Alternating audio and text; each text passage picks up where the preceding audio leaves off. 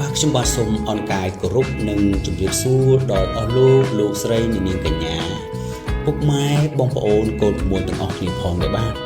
បាទឆ្លៀតពេលទំនេរពីការងារខ្ញុំបាទក៏បានលើកយកនៅអត្ថបទខ្លីមួយដើម្បីធ្វើការអធិប្បាយដែលមានចំណងជើងថាត្រូវតែចេះប្រើប្រាស់ពេលវេលាឲ្យអស់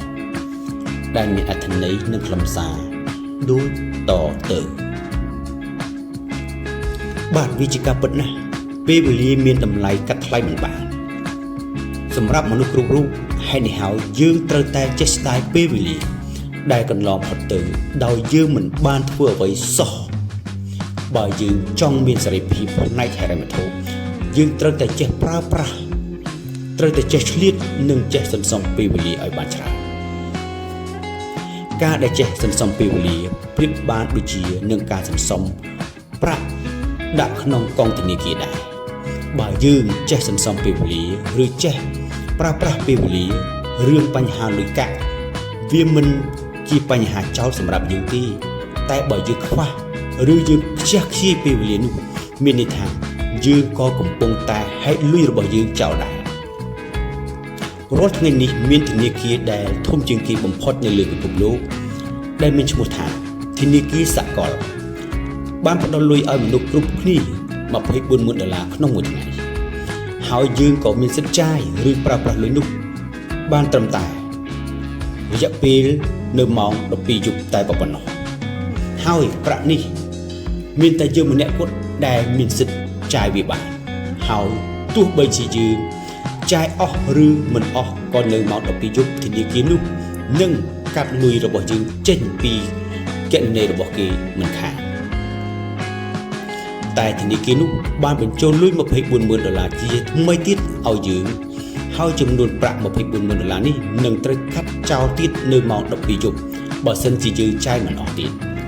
ហើយបន្តធ្វើបែបនេះពេញមួយជីវិតរបស់យើង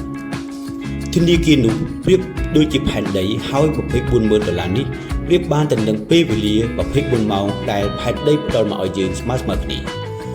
គឺម្នាក់24ម៉ោងក្នុងមួយថ្ងៃប្រសិនបើយើងចេះចាយ24ម៉ោងនោះឲ្យបានត្រឹមត្រូវមានន័យថាយើងប្រើប្រាស់វាបានអស់តាំងពីក្មេងយើងនឹងទទួលបានចំណេះដឹងមហាសាលដែលអាចរកប្រាក់បានរាប់$10,000ក្នុងមួយម៉ោងតែបើសិនជាយើងមិនបានប្រើប្រាស់ពេលវេលាឲ្យបានត្រឹមត្រូវហើយឲ្យអស់នោះទេនោះយើងក៏នឹងត្រូវខាតបង់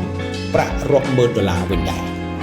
មានមនុស្សជាច្រើនដែលមានចំណូលរាប់$10,000ក្នុងមួយម៉ោងដូចជាលោក Bill Gates ថៅកែសាំងប្រធានក្រុមហ៊ុនទូរស័ព្ទដៃនិងប្រធានធនាគារជាដើមនេះមកពីគេមានការរៀបចំពេលវេលារបស់គេបានអស់និងត្រឹមត្រូវតាមពីការរៀនសូត្រដំបូងតាមពីការធ្វើការងារនិងតាមពីការរកស៊ីនៃជីវិតដំបូងព្រមទាំងវ័យកណ្ដាលរបស់ពួកគេមិនដែលចាយពេលវេលាដោយខ្ជះខ្ជាយសូម្បីតែមួយវិនាទីឡើយសូមប្រើប្រាស់ពេលវេលាឲ្យបានត្រឹមត្រូវមនុស្សដែលចេះប្រើប្រាស់ពេលវេលាបានត្រឹមត្រូវពួកគេអាចរកលុយបានរហូតដល់រាប់លាន$ក្នុងមួយម៉ោងតែមនុស្សដែលមិនចេះប្រើប្រាស់ពេលវេលាបានត្រឹមត្រូវគឺចំណាយពេលវេលា1លានម៉ោងរកតែ$1ស្ទើរតែមិនបានផងយើងត្រូវតែចេះស្ដាយពេលវេលាហើយប្រើប្រាស់ពេលវេលានោះឲ្យអស់ដូចជាប្រើប្រាស់ទឹកប្រាក់នៅក្នុងទូរស័ព្ទដៃរបស់យើងចឹងដែរចូលកុំបណ្ដោយឲ្យពេលវេលាត្រូវបានកាត់ចោលដោយយើងមិនទាន់បានធ្វើអ្វីសោះស៊ូរវល់1ម៉ោងដើម្បីរកប្រាក់រាប់លាន$ប្រសើរជាងរវល់រាប់លានម៉ោងដើម្បីបានប្រាក់តែ$1ស្ទើរតែមិនបានផងបាទជាចុងក្រោយនេះខ្ញុំបាទក៏សូមថ្លែងអំណរគុណយ៉ាងជ្រាលជ្រៅដល់អស់លោកស្រីនាងកញ្ញាពុកម៉ែបងប្អូនកូនក្មួយទាំងអស់ដែលបានចំណាយពេលដ៏មានតម្លៃមកតាមដានកំសាន្តអារម្មណ៍ជាមួយនឹងការបកស្រាយនៅអត្ថន័យនៃអត្ថបទនេះតាមពីដើមរហូតដល់ចប់ហើយសូមជូនពរដល់អស់លោកស្រីនាងកញ្ញាឲ្យជួបតែសេចក្តីសុខចម្រើនរស់ស៊ីមានបានហើយរកការធ្វើដំណើរទៅណាមកណាហើយជួបតែសុខសុវត្ថិភាពទាំងទៅមកបាទសូមអរគុណសូមជម្រាបលា